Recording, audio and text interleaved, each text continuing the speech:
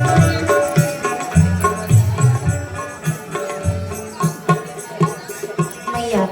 सादर जल ले चरण पखारे, पुनि सुंदर आसन बैठाए।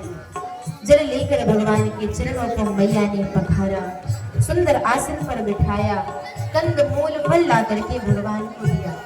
मैया जो बैर तोड़ के लाती थी, जो चक चक के लाके मैया रखी है, वो ला करके भगवान को प्रदान की है, भगवान के सामने रखी है। प्रभु भोग लगाइए। वन से जो तोड़ कर दोना में बेर लाई, वन से जो तोड़ कर वो दोना में बेर लाई, सकुचा के मन में शबरी श्री राम को बढ़ाई, श्री राम को दिया जब तो भी लखन न खाए, राम आ गए धन्यवाद शबरी हर्षाए, राम आ गए धन्यवाद शबरी हर्षाए, राम आ गए धन्यवाद शबरी हर्षाए, राम आ गए धन्यवाद शबरी हर्षाए, शबरी हर्षाए, शबरी हर्षाए।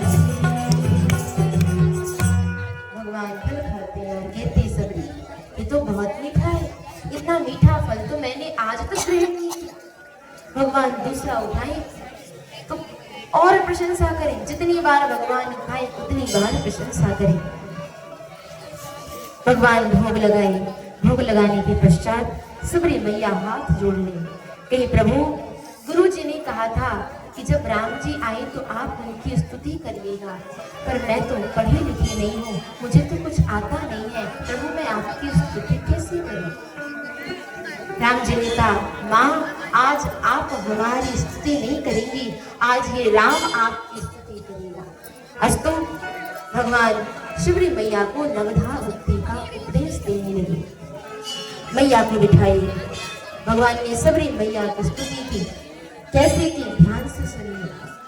प्रथम भगत संतन कर संगा, दूसर रति मम कथा प्रसंगा, गुरुपद पंकज सेवा, तीसरी भगति अमान, चौथी भगति मम गुण गण करे कपट तजि गान, मंत्र जाप मम दृढ़ विश्वासा, पंचम भजन सुवेद प्रकाशा, छठ दम शील विरति बहु कर्मा, निरत निरंतर सज्जन धर्मा, सातव सम मोहि मय जग देखा, मोटे संत अधिक करि लेखा, आठव जथा लाभ संतोषा, सपने नहीं देखै पर दोषा, नवम सरल सब सन छल हीना, मम भरोस ही हर सन दीना, नव मह एक हो जिन ते होई, नारी पुरुष सच राचन की।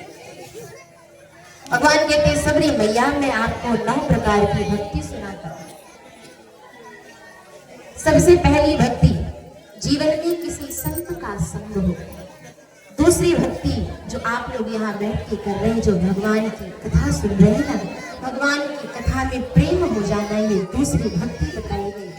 मान रहित होकर सम्मान की कामना किए बगैर अपने गुरुदेव भगवान के श्री चरणों की सेवा करते रहना, ये तीसरी भक्ति। कपट का छल का त्याग करके भगवान के गुणानुवाद का गुणगान गाते रहना, ये चौथी भक्ति है। गुरु जी के मुख से जो मंत्र निकला उस मंत्र को विश्वास पूर्वक जप करना, ये 5वीं भक्ति है। जीवन में सज्जनता पूर्वक अपने मन को, अपनी इंद्रियों को अपने वश में करते हुए अपने कर्तव्य पथ पर आगे बढ़ते रहना, ये 6वीं भक्ति है। और सबको एक समान देखना, संत का सम्मान भगवान से अधिक करना, ये 7वीं भक्ति है। धर्म पूर्वक जीवन में जो लाभ हो रहा है उसी में संतुष्ट रहना, सपने में भी किसी के दोष का दर्शन ना करना, ये 8वीं भक्ति है। और जीवन में सरल हो जाना, सहज हो जाना, रघुनाथ जी के भरोसे हो जाना, ये 9वीं भक्ति बताई गई है। ये प्रकार की भक्ति भगवान ने माँ को समझाया। राम जी कहते हैं 9 में से एक भी जिनके पास है वो मुझे बहुत प्रिय है।